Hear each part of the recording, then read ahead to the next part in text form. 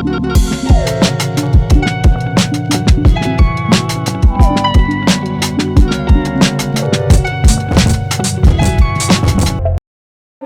and welcome back to my channel. I really hope that you guys are really doing well. So guys, today we will be discussing the chapter the alternative centers of power from class 12 political science. Guys, this chapter is very crucial for understanding the shift in global political dynamics in emergence of new centers of power. So guys, these are the topics which we will be covering in this chapter one by one. So let's just first understand the meaning of the chapter.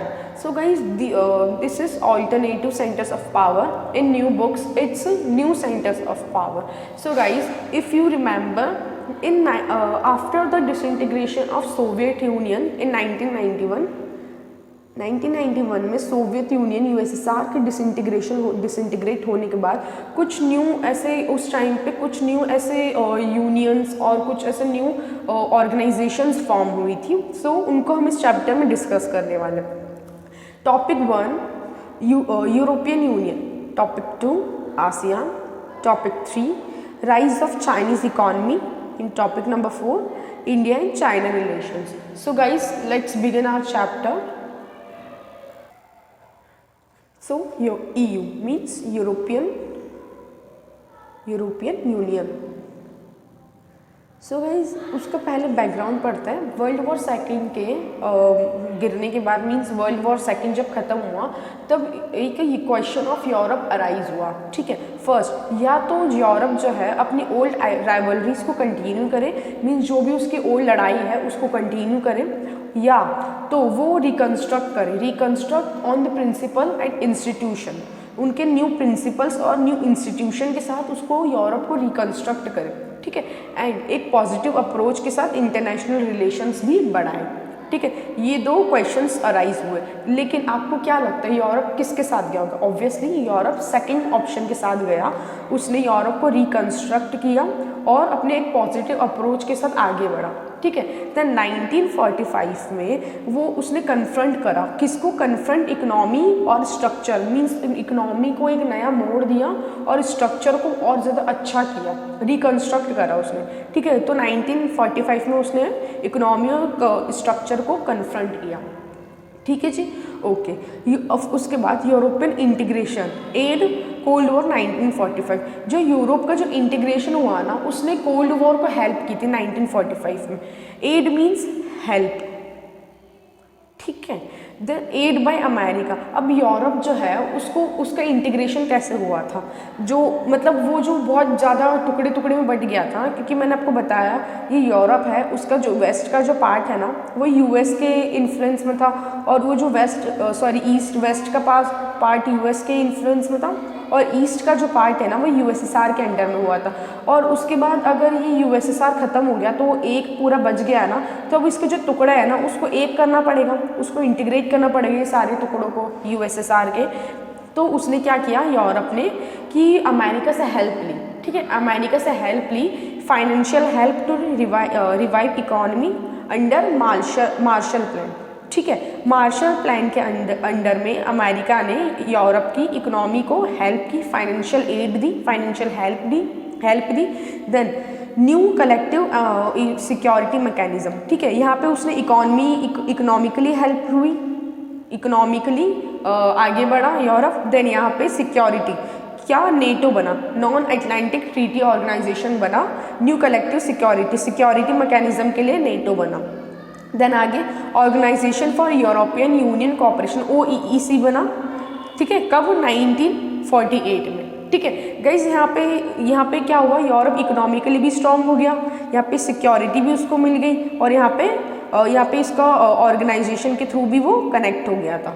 ठीक है, now the council of Europe. Then Europe में council बना था, किसके लिए? Europe का the council of Europe 1949 में बना था। क्यों? पॉलिटिकल कोऑपरेशन के लिए, ठीक है। एक तो यहाँ पे पॉलिटिकली भी स्ट्रांग हो गया था Europe. Then Europe economic community कब बनी थी? 1957 में। क्यों? यूरोप के इकोनॉमिक इंटीग्रेशन के लिए। देन यूरोप का फाइनली पार्लियामेंट बना था। क्यों? पॉलिटिकल जो डायमेंशंस है ना उसको देखते हुए यूरोप का पार्लियामेंट बना था। सो गाइज यहाँ पे अभी हमने पढ़ा कि यूरोप इकोनॉमिकली भी अपन को पावरफुल हो गया क्योंकि अमेरिका ने उसकी हेल्प की थी, और पॉलिटिकली हमने अभी यहाँ पे देखा कि पॉलिटिकली पार्लियामेंट का फॉर्म हुआ। देन नेक्स्ट सिक्योरिटी भी उसको नेटो से मिल गई, ठीक है। तो यहाँ पे पॉलिटिकली भी स्ट्रांग हो गया। इकोनॉमिक एड उसको ऑब्वियसली पहले ही मिल चुकी थी, तो उसने इसकी इकोनॉमी और स्ट्रक्चर को कन्फ्रंट कर लिया था।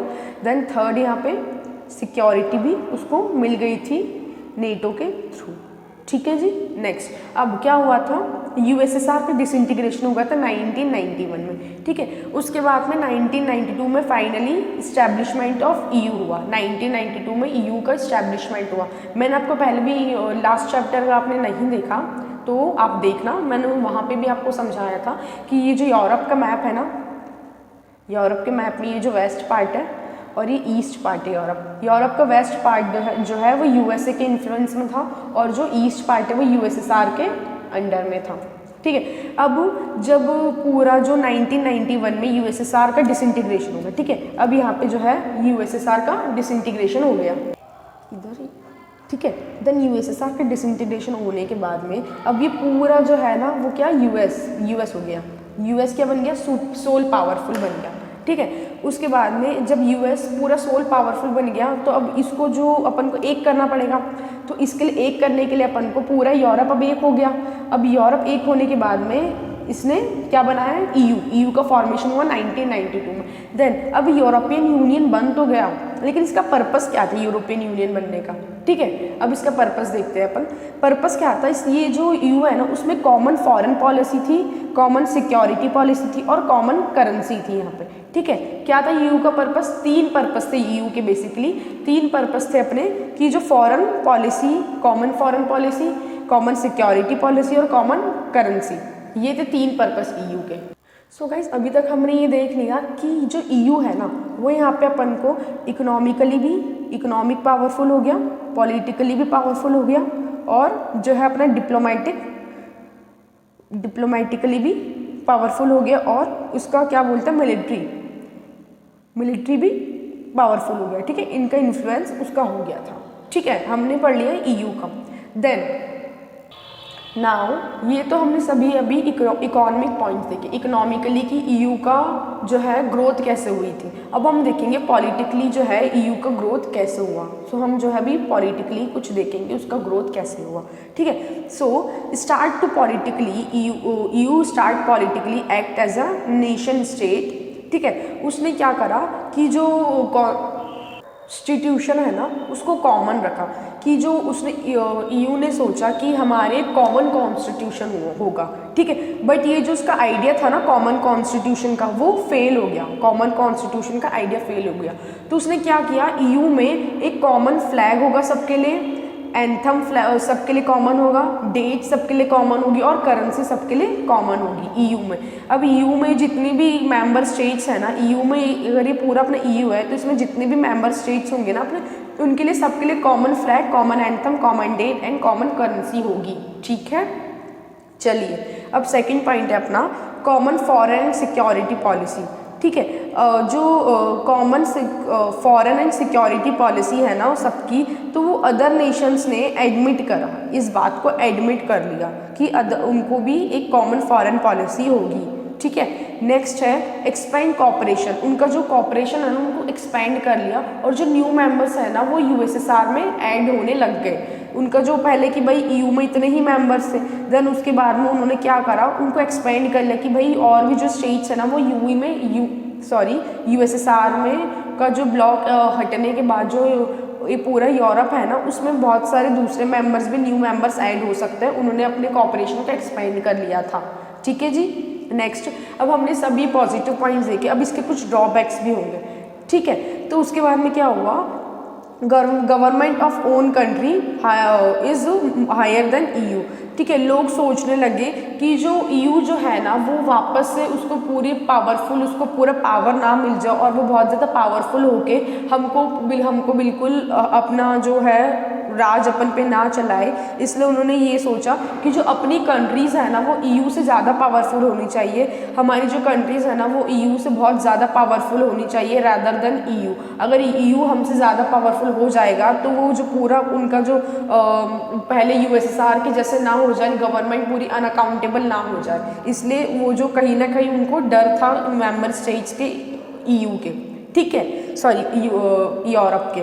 Then including new member countries, अब जो है वो जो यूरोप के जो लोग हैं ना, यूरोप के जो स्टेट है ना, वो बोलते थे कि भाई हमारे पास ऑलरेडी बहुत सारे मेंबर्स हैं, ऑलरेडी बहुत सारे स्टेट्स हैं EU में, सॉरी यूरोप में, सॉरी गाइस मैं बार बार EU बोल रही हूँ, सॉरी यूरोप में जो बहुत सारे ऑलरेडी बहुत सारे मेंबर्स हैं, तो हमको और मेंबर्स ऐड करने की क्या ज़रूरत है। हमने अभी यहाँ पे पढ़ा कि जो यूरोप है ना उसने अपना कॉपरेशन को एक्सपेंड कर लिया, तो वही यहाँ पे बोल रहे हैं कि जो उनको ज़रूरत क्या है, अपने जो मेंबर्स को बढ़ाने की ज़रूरत है नहीं, ऑलरेडी हमारे पास बहुत ज़्यादा मेंबर्स हैं। तो ये बात थी, ये कुछ ड्रॉबैक्स है, ठीक है। नाउ अब हम पढ़ते हैं जो यूरोपियन यूनियन था उसका इन्फ्लुएंस किस किस जगह पर था, ठीक है। अब जो यूरोपियन यूनियन है ना उसका इकोनॉमिकली भी इन्फ्लुएंस था, ठीक है, पॉलिटिकल इन्फ्लुएंस भी था, मिलिट्री इन्फ्लुएंस भी था और डिप्लोमेटिक इन्फ्लुएंस भी था। अब हम इसको वन बाय वन पढ़ते हैं, इकोनॉमिक, पॉलिटिकल, मिलिट्री और diplomatic influence of EU। So now economic influence, जो EU की जो इकॉनमी थी ना वो वर्ल्ड्स बिगेस्ट इकॉनमी थी, ठीक है, जिसकी GDP थी $12 ट्रिलियन, ठीक है। इन 2005 में इसकी EU की GDP थी $12 ट्रिलियन और वो USA से, ठीक है, स्लाइटली हायर थी। किसकी? EU की जो इकॉनमी थी वो US से स्लाइटली हायर थी, ठीक है जी। नेक्स्ट जो ये पॉइंट फर्स्ट, सेकंड इज जो EU है ना, EU की जो करेंसी है यूरो, यूरोप की जो करेंसी है यूरो, वो USA को कहीं ना कहीं डर है कि आने वाले कुछ समय में वो डॉलर को पीछे छोड़ देगा। क्या? यूरो डॉलर को पीछे छोड़ देगा, उसको एक थ्रेट है, मन में एक डर है, ठीक है जी। Next is share of world trade, share of world trade, जो उसका वर्ल्ड में ट्रेड है ना वो US से 3 गुना ज़्यादा है, ठीक है। और जो नेक्स्ट इन्फ्लुएंस ओवर नेबर्स, जो नेबर्स में जो इन्फ्लुएंस है ना EU का वो है एशिया और अफ्रीका, ये नेबर्स में उनका EU का इन्फ्लुएंस है। नाउ जो फोर्थ पॉइंट, जो EU है ना, EU also function as a important bloc in the international economic organization, okay. और जो EU ने वर्ल्ड ट्रेड ऑर्गेनाइजेशन को ज्वाइन कर लिया था, ठीक है। ज्वाइन इन द सेंस जो EU है ना वो it's an economic organization, it's an international economic organization, functions as a economic international organizations such as WTO, world trade organization, ठीक है जी। Next is political and diplomatic influence. So, first, Britain and France are the permanent member of United Nations Security Council, ठीक है, and it influence the policy of USA, ठीक है जी। जो ये परमानेंट मेंबर्स है ब्रिटेन एंड फ्रांस, ठीक है, it enables the EU influence some US policies, ठीक है। और ये जो EU है ना इसकी यूजेस क्या है, एक ये जो है ये डिप्लोमेटिकली, इकोनॉमिकली, इकोनॉमिक इन्वेस्टमेंट और नेगोशिएशंस के थ्रू कोई भी चीज़ को सेटल करना चाहती है rather than coercion and military force. Coercion means ज़बरदस्ती, कोई भी अगर मामला हो, कोई भी अगर डिस्प्यूट को सॉल्व करना हो तो ये डिप्लोमेटिकली नेगोशिएशंस के थ्रू, बातचीत के थ्रू और इकोनॉमिक इन्वेस्टमेंट के थ्रू कोई भी चीज़ को सॉल्व करना चाहती है रादर देन कोर्शन, ज़बरदस्ती और मिलिट्री फोर्स से कॉन्फ्लिक्ट के थ्रू नहीं करना चाहती है EU, ठीक है। देन अब है हमारे मिलिट्री इन्फ्लुएंस, ठीक है। EU कंबाइंड आर्म फोर्स इस सेकेंड लार्जेस्ट, ईयू की जो कंबाइंड आर्म फोर्सेस है ना वो है सेकेंड लार्जेस्ट वर्ल्ड में, और इसकी जो टोटल स्पेंडिंग है ना डिफेंस वो भी है सेकेंड लार्जेस्ट। न्यूक्लियर आर्सनल्स जो है वो है ब्रिटेन एंड फ्रांस। स्पेस और communication and space plus communication and technology भी है सेकेंड इंपॉर्टेंट सोर्स ईयू की, ठीक है गाइज। हमने भी बात करी सब पॉजिटिव एस्पेक्ट्स की, अब इसके भी कुछ ना कुछ लिमिटेशंस तो होंगे ही। सो गाइज इधर लिमिटेशंस लिख रखे हैं, आप देख सकते हैं इधर सारे लिमिटेशंस हैं, तो हम इसको कवर करते हैं। सो कुछ ना कुछ अगर हर जगह पॉजिटिव है तो कोई ना कोई जगह उस जगह नेगेटिव भी होगा ही होगा, या उसके ड्रॉबैक्स और लिमिटेशंस होंगे ही होंगे, ठीक है। तो उसका फर्स्ट लिमिटेशन जो है उसके जो मेंबर स्टेट्स हैं, हमने भी बात करी थी थोड़ी देर पहले, जो ईयू है ना यूरोप जो है उसमें एक कॉमन फॉरेन पॉलिसी है, ठीक है। वहाँ की फॉरेन पॉलिसी जो है वो एक कॉमन है, लेकिन उसमें जो इतने सारे मेंबर स्टेट्स हैं ना ईयू के, जो इतने सारे मेंबर स्टेट्स हैं, अब उनकी भी एक फॉरेन पॉलिसी ऑब्वियस सी बातें होगी ही। तो उसके जो ईयू के जो मेंबर्स हैं, यूरोप के जो मेंबर्स हैं own foreign policy plus defence relation at odd with each other. तो जो उनकी खुद की डिफेंस पॉलिसी है ना वो एक दूसरे से टकराते रहते कि उसकी जो मेन ईयू की जो फॉरेन पॉलिसी है उसकी तो है ही, और उसके अलावा जो मेंबर स्टेट्स की जो पॉलिसी है ना वो एक दूसरे से टकराव होती है, कभी उनकी तो कभी इनकी, कभी मेंबर स्टेट्स की फॉरेन पॉलिसी के थ्रू या कभी ईयू की फॉरेन पॉलिसी के थ्रू होती ही रहती है, ठीक है। और सेकेंड लिमिटेशन जो है वो यूरो स्केप्टिज्म है, लोगों को डर है कि हमको वापस यूएसएसआर में जो हमको कंट्रोल कर रहे थे हमको यूएसएसआर में, वैसे ही हमको ना कंट्रोल करे, तो पीपल्स फियर ऑफ कंट्रोल, उनको कंट्रोल ना हो जाए उसका एक फियर रहता है, ठीक है गाइज। हमारा ईयू का यही कंप्लीट होता है, ईयू हमारा यहाँ कंप्लीट हो चुका है। अब हम जाते हैं आसियान पर, ठीक है। नाउ आसियान, ठीक है, association of south east Asian Nations, ठीक है। अब वर्ल्ड वॉर के टाइम पे और उससे पहले भी जो एशिया है ना वो बहुत ज़्यादा सफ़र्ड हुआ था, इकोनॉमिकली भी और पॉलिटिकली भी। क्यों? क्योंकि वो कॉलोनियलिज्म के अंडर में था, कॉलोनियल रूल जो था एशियन बहुत था, इस वजह से जो एशिया है वो इकोनॉमिकली और पॉलिटिकली बहुत सफ़र हुआ था। तो बेसिकली जो आसियान का फीचर उस टाइम पे प्रॉब्लम क्या आ रही थी, बेसिकली एशिया में जो नेशन है ना उसको वापस से बिल्ड करने में बहुत प्रॉब्लम हो रही थी। और एशिया बहुत ज़्यादा इकोनॉमिकली बैकवर्ड भी था, और उसको एक प्रेशर था एशिया कि वेस्ट जैसे बनने के लिए, वेस्ट से कंपेयर हो रहा था एशिया का, और उसको बहुत प्रेशर था, वेस्ट मीन्स यूएसए जैसे बनने के लिए बहुत ज़्यादा प्रेशर भी था।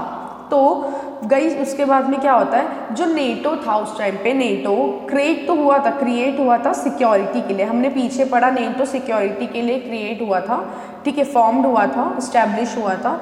बट हमको उस टाइम पे क्या चाहिए था, एक इनफॉर्मल कॉपरेशन के लिए और इंटरेक्शन के लिए एक ऐसी ऑर्गेनाइजेशन हो, ठीक है, एक ऐसी ऑर्गेनाइजेशन होनी चाहिए जिसमें इनफॉर्मल कॉपरेशन तो हो, उसके साथ में इंटरेक्शन भी हो, ऐसी हमको ऑर्गेनाइजेशन की नीड थी उस टाइम पे। तो इसलिए आसियान का इस्टेब्लिशमेंट हुआ कब, 1967 में।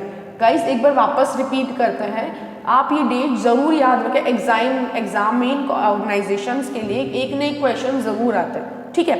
1967 में आसियान का इस्टेब्लिशमेंट हुआ। क्यों? क्योंकि हमको एक इनफॉर्मल कॉपरेशन और इंटरेक्शन के लिए एक ऑर्गेनाइजेशन की नीड थी उस टाइम पे, और आसियान जो है इनफॉर्मल कॉपरेशन के लिए और इंटरेक्शन के लिए एक ऑर्गेनाइजेशन है, ठीक है। आसियान जो है वो 5 कंट्रीज से मिलके बना था, उसकी फाउंडिंग कंट्रीज है थाईलैंड, सिंगापुर, इंडोनेशिया, मलेशिया और फिलीपींस। गाइस अब इसकी एक शॉर्ट ट्रिक है, आप इसको कैसे याद करें, दी सिम्प, ठीक है, एक ट्रिक है जिसको आप लिख सकते हैं, दी सिम्प, ठीक है। T stands for Thailand, S for Singapore, I for Indonesia, M for Malaysia and P for Philippines, ठीक है। आप ये ट्रिक से याद कर सकते हैं 5 मेंबर कंट्रीज ऑफ किसकी, आसियान, ठीक है। अब ये जो आसियान का जो इस्टेब्लिशमेंट हुआ ये किस डिक्लेरेशन, एक बैंगटक डिक्लेरेशन के थ्रू आसियान का फॉर्मेशन हुआ। अब इस बैंगटक डिक्लेरेशन का ऑब्जेक्टिव्स क्या था, इसका ऑब्जेक्टिव था एक तो economic growth through social progress and cultural development. Guys, here you can see economic growth and social progress economic growth के लिए social progress and cultural development. Okay, then regional peace and secure stability. Then हमारा जो है regional peace and security को establish करना किसके थ्रू, rule of law के, और रूल ऑफ लॉ के थ्रू किसके, यूनाइटेड नेशन चार्टर के प्रिंसिपल्स को ध्यान में रखते हुए. ठीक है, क्या है, एक बार वापस से इसको ऑब्जेक्टिव्स को हम डिस्कस करते हैं. उसके जो आसियान जो है 1961 में उसका एस्टैब्लिशमेंट हुआ था 5 मेंबर कंट्रीज़ के थ्रू, और वो 5 मेंबर कंट्रीज़ को याद करने के लिए D for Thailand, T for Thailand, S for Singapore, I for Indonesia, M for Malaysia and P for Philippines. ठीक है, ये 5 कंट्रीज़ जो है एक बैंगकॉक डिक्लेरेशन का साइन हुआ था. इस बैंगकॉक डिक्लेरेशन के साइन होने के ऑब्जेक्टिव्स थे कि economic growth, first of all ये first objective is economic growth किसके, सोशल प्रोग्रेस और कल्चरल डेवलपमेंट में. और सेकंड जो ऑब्जेक्टिव है अपना वो है promote regional peace and stability by rule of law and अपने जो है यूनाइटेड नेशन चार्टर के प्रिंसिपल्स को ध्यान में रखते हुए इनको प्रमोट करना. ठीक है, नाउ आसियान की जो मेंबर कंट्रीज़ हैं ना वो आसियान वे एक है उसको सेलिब्रेट करते हैं. ठीक है, ये एक it's a form of interaction. ठीक है, ये एक फॉर्म ऑफ इंटरेक्शन है जो कि इनफॉर्मल है, नॉन कन्फ्रंटेशनिस्ट है, कोऑपरेटिव है. ठीक है, तो हमने भी क्या पढ़ा, आसियान में जो है उसके आसियान के जो मेंबर स्टेट्स है वो आसियान में सेलिब्रेट करते हैं. It's a form of interaction जो कि इनफॉर्मल है, नॉन कन्फ्रंटेशनिस्ट है और एक कोऑपरेटिव है. ठीक है, और नेशनल सोवरेनिटी को रिस्पेक्ट करना ये आसियान का फंक्शन है. ठीक है, अब आसियान के जो पहले हमने 2 ऑब्जेक्टिव्स पढ़े थे, अब उसने क्या किया, आसियान ने 2003 में आसियान की जो ऑब्जेक्टिव्स है ना उसको ब्रॉडन कर दिए, मतलब उसको और बढ़ा दिए. ठीक है, नाउ आसियान कम्युनिटी जो है उसके 3 पिलर्स हैं. ठीक है, 3 pillars, first is security community, second is economic community and third is socio cultural community. ठीक है, नाउ फर्स्ट सिक्योरिटी कम्युनिटी. ठीक है, सिक्योरिटी कम्युनिटी में क्या है, बेसिकली जो भी टेरिटोरियल डिस्प्यूट्स मीन्स ये कोई भी अगर अपनी कंट्री है, ठीक है, कोई भी अपने स्टेट्स है, तो ये और ये जो दूसरी कंट्री, ये जो दोनों की जो बाउंड्री है ना, जोग्राफिकल बाउंड्री जो है ना उसको बोलते हैं टेरिटोरियल डिस्प्यूट. मीन्स जो भी जोग्राफिकल डिस्प्यूट्स होगा, ठीक है, अगर कुछ भी जोग्राफिकली डिस्प्यूट्स होगा ना तो उसको हम आर्म्ड कन्फ्रंटेशन में नहीं हैंडल करेंगे. मीन्स जो भी मिलिट्रली या आर्म्स के थ्रू हम उसको हैंडल नहीं करेंगे. ठीक है, तो जो भी हमने भी पढ़ा कि जो टेरिटोरियल डिस्प्यूट्स है ना, जोग्राफिकली जो भी डिस्प्यूट्स होंगे उसको हम आर्म मीन्स जो भी लड़ाई से सॉल्व नहीं करेंगे. ठीक है, लड़ाई से सॉल्व नहीं करेंगे, उसके बजाय हम एग्रीमेंट से सॉल्व करेंगे. वो एग्रीमेंट किस पे बेस्ड होगा, पीस पे, न्यूट्रलिटी पे, कोऑपरेशन पे, सोवर्निटी और नॉन इंटरफेरेंस पे एग्रीमेंट्स होंगे. ठीक है, देन 1994 में ARF एक आसियान रीजनल फोरम, एक ऑर्गेनाइजेशन है. ठीक है, वो इस्टेब्लिश हुआ that carries out coordination of security and foreign policy. ठीक है, ARF जो है वो क्या सिक्योरिटी एंड फॉरेन पॉलिसी पे फोकस करता है, वो ध्यान देता है, मतलब वो कैरीज आउट करता है. ठीक है, देन हमारी है इकोनॉमिक कम्युनिटी. यहाँ पे क्या होगा, एक कॉमन मार्केट होगा और प्रोडक्शन बेस होगा, उसको साथ में सारे मेंबर स्टेट्स को सोशली और इकोनॉमिकली ग्रोथ करने के लिए, उनको बढ़ाने के लिए. ठीक है, then improve ASEAN dispute settlement mechanism. इसमें क्या है बेसिकली कि ये जो आसियान डिस्प्यूट सेटल मैकेनिज्म है ना, ये जो भी इकोनॉमिक डिस्प्यूट्स है ना इसको इम्प्रूव करेगा. ठीक है, हियर यू कैन सी कि the existing ASEAN dispute settle mechanism to resolve economic dispute. ठीक है, ये जो इकोनॉमिक डिस्प्यूट्स है ना उसको सेटल करेगा. ठीक है, then next FTA free trade area.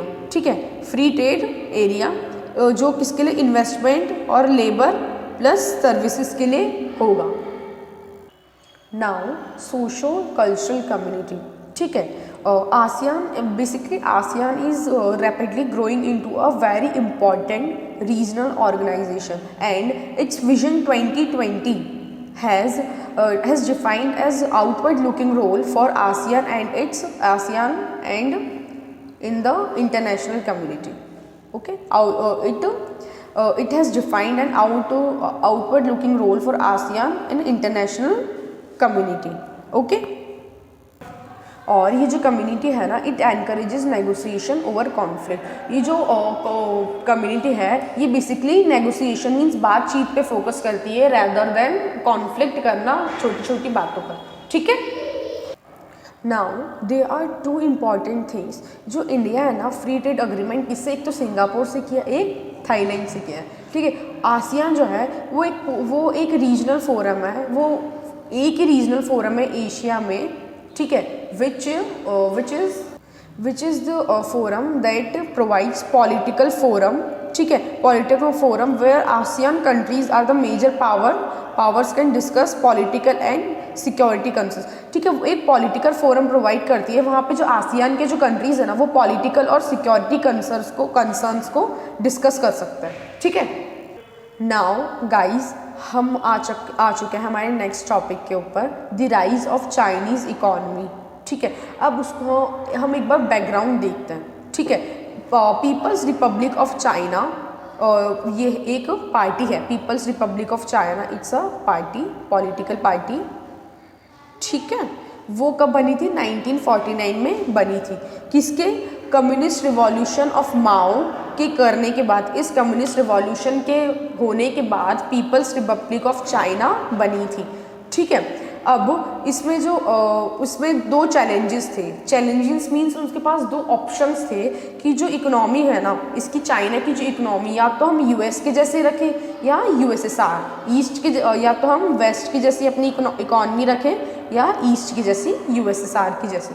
तो चाइना ने यूएसएसआर का मॉडल चूज़ किया था। ठीक है, economy model to create state owned heavy industrial sector. ठीक है, अब उस टाइम पे जो है चाइना के पास फॉरेन एक्सचेंज बिल्कुल भी नहीं था, किसी भी चीज़ को इंपोर्ट करने के लिए, गुड्स को इंपोर्ट करने के लिए चाइना के पास कोई भी फॉरेन एक्सचेंज नहीं था। ठीक है, तो उसने क्या किया, चाइना ने प्रोडक्शन किसका, डोमेस्टिक गुड्स का प्रोडक्शन करना स्टार्ट कर दिया। ठीक है, और वो जो डोमेस्टिक गुड्स का प्रोडक्शन है उसने उसको लार्ज स्केल में प्रोडक्शन करना स्टार्ट कर दिया। अगर आज देखेंगे, अगर हमने इंडिया में भी बॉयकॉट चाइना का अगर हमने ये चीज़ डेवलप की है कि हमको कोई भी चाइनीज़ प्रोडक्ट का यूज़ नहीं करना है, सब चाइनीज़ प्रोडक्ट्स को बॉयकॉट करना है, बट फिर भी आप देखेंगे तो कई सारे ऐसे प्रोडक्ट्स हैं इंडिया में जो चाइना से, मेड इन चाइना ही है। तो आप देखिए कितनी ज़्यादा लार्ज स्केल पर इन्होंने यहाँ पे डोमेस्टिक गुड्स को प्रोडक्शन स्टार्ट कर दिया था। ठीक है, अब वो जो गुड्स है ना, डोमेस्टिक गुड्स को प्रोड्यूस करने से एक तो एम्प्लॉयमेंट का जनरेट हुआ और एक सोशल वेलफेयर हुआ वहाँ पे। सोशल वेलफेयर मीन्स एक तो एजुकेशन को वहाँ पे बहुत ज़्यादा बढ़ा और बेटर हेल्थ लोगों को मिली। ठीक है जी, नाउ हमने अभी सारे पॉजिटिव एस्पेक्ट्स देखे थे इसके। अब इसको कुछ लिमिटेशंस है कि मैं हमेशा बोलती हूँ कि अगर किसी जगह पॉजिटिवनेस बहुत ज़्यादा है तो उसके कुछ ड्रॉबैक्स भी होंगे ही होंगे। ठीक है, तो हम उसके कुछ लिमिटेशंस देखते हैं। चाइना की इकनॉमी की में ग्रोथ तो हुआ था, इंक्रीज़ तो हुई थी, चाइना की इकनॉमी 5 to 6% से इंक्रीज़ हुई थी, लेकिन वहाँ की पॉपुलेशन भी इंक्रीज़ हुई थी, साथ के साथ 2 से 3% में उसकी पॉपुलेशन इंक्रीज़ हुई थी। ठीक है, अब लेकिन वहाँ का जो एग्रीकल्चरल प्रोडक्शन है ना वो बहुत ज़्यादा गिर गया था उस टाइम पे, और प्रोडक्शन गिरने से इंडस्ट्रियल प्रोडक्शन भी यहाँ पे ख़त्म हो गया था। इंडस्ट्रियल प्रोडक्शन था ही नहीं उस टाइम पे, तो वहाँ का जो इंडस्ट्रियल प्रोडक्शन ना होने की वजह से इंटरनेशनल ट्रेड भी नहीं था, और इंटरनेशनल ट्रेड ना होने की वजह से पर कैपिटा इनकम भी वहाँ पे बहुत ज़्यादा लो था और नहीं था। ठीक है जी, तो उसके बाद चाइना ने क्या किया, कुछ मेजर डिसीजंस लिए उसने 1917 में, मेजर पॉलिसी डिसीजंस इन 1917। उसने क्या किया, ended political economic isolation, means isolation उसने एंड कर दिया। उसने चाइना ने क्या करा कि जो भी आउटर कंट्रीज़ है ना, आउटर स्टेट्स है ना, उससे ट्रेड करना स्टार्ट कर दिया। वो जो ऐसे बंद के रहा था चाइना कि हम किसी से ट्रेड नहीं करेंगे, हम कोई इंटरफेरेंस नहीं चाहेंगे हमारी ट्रेड में, इकोनॉमी में, तो उसने वो जो ट्रेड को उसने उसको आइसोलेशन को एंड कर दिया, ठीक है। Economic and political isolation ended. तो उससे क्या हुआ, रिलेशन विद यूएसए 1972 में यूएस के साथ रिलेशंस उसके बने। उसके बाद में चाइना ने क्या करा, फोर्थ मॉडर्नाइजेशन को इंट्रोड्यूस किया था बाय प्रेमियर जोउ एनलाई। ये कौन था, चाइना का लीडर था उस टाइम पे। इसने प्रेमियर जोउ एनलाई ने 1973 में फोर मॉडर्नाइजेशन के, which was agriculture, industry, science and technology and military, ठीक है। उसके बाद में 1973 में प्रेमियर जोउ एनलाई ने फोर मॉडर्नाइजेशन किए। देन 1978 में डेंग जाओपिंग ने क्या किया, ओपन डोर पॉलिसी को इंट्रोड्यूस किया और इकोनॉमिक रिफॉर्म्स लाए। इकोनॉमिक रिफॉर्म्स में उसने क्या किया, ओपन डोर पॉलिसी को इंट्रोड्यूस किया, ठीक है। ओपन डोर पॉलिसी क्या होती है, बेसिकली जो भी आउटर कंट्रीज़ है ना, वो अब चाइना में इन्वेस्ट भी कर सकते हैं और ट्रेड भी कर सकते हैं। ये होती है अपनी जो ट्रेड जो बैरियर्स होते हैं, ट्रेड बैरियर्स को ओपन कर देना, अपनी ट्रेड को ओपन कर देना, इकोनॉमी को रिफॉर्म्स लाना, ठीक है, और उस अपने जो ट्रेड के बैरियर्स होते हैं उसको ओपन कर देना। That is your open door policy, जो कि चाइना ने 1978 में इंट्रोड्यूस की थी by leader Deng Xiaoping. He was also leader that time. इसका टाइम अलग था, इसका टाइम अलग था, ठीक है। वापस एक बार रिवाइज करते हैं। 1973 में प्रेमियर जोउ एनलाई जो लीडर था चाइना का, उसने फोर मॉडर्नाइजेशन को इंट्रोड्यूस किए थे। Agriculture, industry, science and technology और मिलिट्री, ये फोर मॉडर्नाइजेशन थे। उसके बाद में 1973 के बाद 1978 में डेंग जाओपिंग जो चाइना का लीडर था 1978 में, उसने ओपन डोर पॉलिसी को इंट्रोड्यूस किया था, which was a type of economic reforms, ठीक है। Now next point is introducing own market economy, ठीक है। अब उसने क्या किया, प्राइवेटाइजेशन कर दिया। प्राइवेटाइजेशन अनलाइक यूएसएसआर के जैसे उसने प्राइवेटाइजेशन नहीं किया। उसने क्या कि स्टेजेस में किया। फर्स्ट जो एग्रीकल्चर है ना, उसको 1982 में करा प्राइवेटाइजेशन उसमें, और इंडस्ट्रीज़ में क्या किया, 1998 में प्राइवेटाइजेशन किया उसने। एकदम से यूएसएसआर का आपको याद है 1991 में जब यूएसएसआर का डिसइंटीग्रेशन हुआ था, तो उस टाइम पे यूएसएसआर का डिसइंटीग्रेशन होने के बाद में, किधर 1991 में यूएसएसआर का डिसइंटीग्रेशन हुआ था, ठीक है। उसके बाद में जो है यूएसएसआर, उसके बाद में यूरोप में जो है वो क्या हो गया था, शॉक थेरेपी आई थी यूरोप में, शॉक थेरेपी आई थी, ठीक है, जिसकी वजह से लोगों को बहुत ज़्यादा प्रॉब्लम्स हुई थी। तो चाइना ने क्या किया कि एक साथ सारी चीज़ों को प्राइवेटाइजेशन नहीं किया, रैदर देन उसने स्टेजेस में करना प्रेफर किया इस चीज़ को, ठीक है। देन ट्रेड बैरियर्स को क्या करा, एलिमिनेट कर दिया। मैंने अभी क्या बोला, जो अपनी इकोनॉमी को ओपन कर दिया, उसने ओपन डोर पॉलिसी को इंट्रोड्यूस किया था बाय डेंग जाओपिंग। तो वो ट्रेड बैरियर्स को उसने एलिमिनेट कर दिया था यहाँ पे। और SEZ means special economic zones को इंट्रोड्यूस किया जहाँ पे जो है फॉरेन इन्वेस्टर्स जो है वो सेटअप करेंगे। कहाँ पे, जो फॉरेन जो इन्वेस्टर्स है ना वो सेटअप करेंगे, they could set up their enterprises, ठीक है। तो उसके बाद में स्टेट का जो सेंट्रल रोल रहेगा किसमें, इकॉनमी में। फॉरेन डायरेक्ट इन्वेस्टमेंट भी यहाँ पे इंट्रोड्यूस कर दिया था। देन चाइना ने वर्ल्ड ट्रेड ऑर्गेनाइजेशन को 2001 में ज्वाइन किया था, ठीक है। देन अब इसके भी कुछ ना कुछ लिमिटेशंस होंगे। हमने अभी पॉजिटिव एस्पेक्ट्स पढ़े, तो इसके कुछ लिमिटेशंस होंगे। यहाँ पे क्या हुआ, बहुत ज़्यादा अनएम्प्लॉयमेंट जनरेट हो गया था, ठीक है। देन जो फीमेल जो है ना उसका एम्प्लॉयमेंट और कंडीशन वर्क बहुत ज़्यादा ख़राब था उस टाइम पे, ठीक है। गाइज हेयर यू कैन सी, ये जो आपको पैरा दिख रहा है ना, इसमें सारे लिमिटेशंस लिख रखे हैं। मैंने अभी आपको क्या बताया, ये जो अनएम्प्लॉयमेंट है ना बहुत ज़्यादा उस टाइम पे हो गया था। और वो जो फीमेल्स है ना उनकी कंडीशंस बहुत ज़्यादा ख़राब थी। उनकी जो फीमेल का जो एम्प्लॉयमेंट है ना वो भी इतना ज़्यादा नहीं था उस टाइम पे, ठीक है। Here you can see female employment and conditions of work are as bad as Europe of the 18th and 19th century. जो यूरोप 18 और 19th सेंचुरी में था ना, उससे ज़्यादा उस टाइम पे ख़राब थी फीमेल की कंडीशंस। ठीक है, ये हुआ second point. Then next is environmental degradation and competition बहुत ज़्यादा था। इकोनॉमिक जो इनइक्वलिटी बहुत ज़्यादा थी, मीन्स जो पुअर है ना, यहाँ पे पुअर और रिच के बीच में एक बाउंड्री हो गई थी। जो पुअर है ना वो बहुत ज़्यादा पुअर होता जा रहा था और जो रिच है ना वो बहुत ज़्यादा रिच होता ही जा रहा था। गाइज ये वाला हमारा चैप्टर ये वाला यही कंप्लीट होता है, हमारे topic rise of the Chinese economy. अब हमारा नेक्स्ट है इंडिया एंड चाइना रिलेशंस, ठीक है। Now our next topic is India China relations, ठीक है। अब उसका हिस्टोरिकल बैकग्राउंड देखते हैं। गाइज मैंने पूरे जो चैप्टर है ना उसको बहुत ज़्यादा पॉइंटर्स में कंप्लीट किया है। आप एग्ज़ाम में पॉइंटर्स लिख के आएंगे ना तो डेफिनेटली आपको एग्ज़ाम में मार्क्स बहुत ज़्यादा अच्छे मिलेंगे। आप इन पॉइंटर्स को अच्छे से लर्न करें, अच्छे से पॉइंटर्स को नोट डाउन करिए। और गाइज आप जो है इस चैप्टर को डेफिनेटली पढ़िए लाइन बाय लाइन। एनसीईआरटी को रीडिंग करने से फर्स्ट ऑफ ऑल आपकी रीडिंग हैबिट भी अच्छी होगी और सेकेंडली आपका हर एक कॉन्सेप्ट अच्छे से क्लियर हो जाएगा।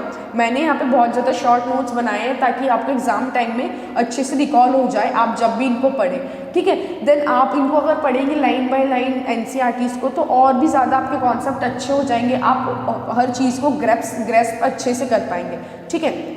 नाउ हिस्टोरिकल बैकग्राउंड, जो हिस्टोरिकल बैकग्राउंड में इंडिया और चाइना का एक तो बेसिकली सबको पता है बॉर्डर डिस्प्यूट्स, अक्साई चीन और जो अरुणाचल प्रदेश का जो एरिया है वहाँ पे बॉर्डर डिस्प्यूट्स बहुत ज़्यादा है। और 1962 का जो इंडो चाइना वॉर था एक वो है हिस्टोरिकल बैकग्राउंड। देन हम इकोनॉमिक टाइज देखेंगे। जो ट्रेड है ना 90 बिलियन डॉलर्स है 2020 में इंडिया का चाइना के साथ, और इन्वेस्टमेंट जो है ना $2 बिलियन है 2020 में इंडिया का चाइना में, ठीक है। देन स्ट्रैटेजिक राइवलरीज देखेंगे इसमें। जो इंडियन ओशन रीजन जो है ना कि वहाँ पे जो चाइना है ना बहुत सारे पोर्ट्स वगैरह बनवाने का बोल रहा है, तो इस वजह से इंडिया को बहुत ज़्यादा कंसर्न कर रहा है कि अगर वो पोर्ट्स वगैरह वहाँ पे बनाएगा तो इंडिया के जो ट्रेड में बहुत ज़्यादा फर्क पड़ सकता है। और जो साउथ चाइना सी है ना उसका भी एक स्ट्रैटेजिक राइवलरी है इंडिया का और चाइना का। देन कॉपरेशन की बात करें तो इंडिया इनमें कॉपरेशन ब्रिक्स, एससीओ, संघाई कॉपरेशन ऑर्गेनाइजेशन और क्लाइमेट चेंज में कॉपरेट करते हैं ये, ठीक है। देन इसके चैलेंजेस की बात करें, हमने बॉर्डर डिस्प्यूट का पढ़ा। बॉर्डर डिस्प्यूट कहाँ पे, एक तो लद्दाख में और डोलकम रीजन में, ठीक है।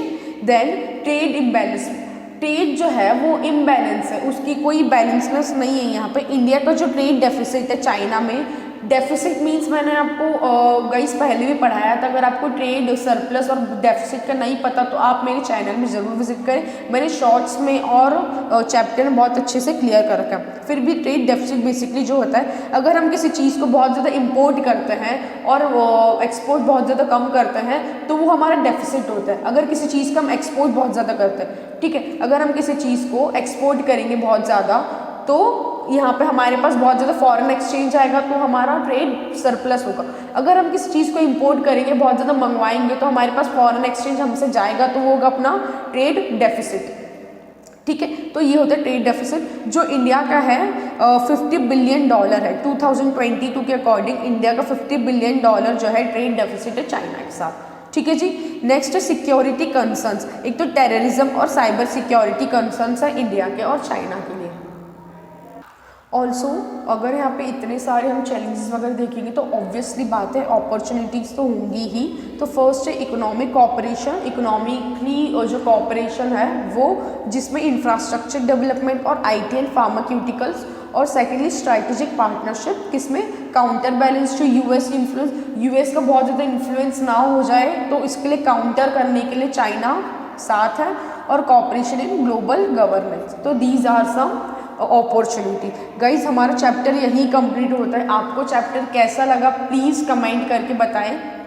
और guys it takes me a lot of time to make these kind of videos. Guys आपके लिए सिर्फ 1 सेकेंड 1 मिनट लगता है सब्सक्राइब और लाइक करने के लिए और कमेंट करने के लिए, बट मुझे बहुत टाइम लगता है ऐसे वीडियोस बनाने के लिए। आपकी सब्सक्राइब और आपका लाइक मुझे बहुत मोटिवेट करते हैं ऐसे वीडियोस बनाने के। So please guys do subscribe and like. और आपको कुछ भी सजेशंस और आपकी जो भी अप्रोच है मेरे लिए पॉजिटिव और नेगेटिव, प्लीज़ आप कमेंट में करके कमेंट ज़रूर करिए। I read all of your comments, so thank you so much and God bless you all. Bye bye.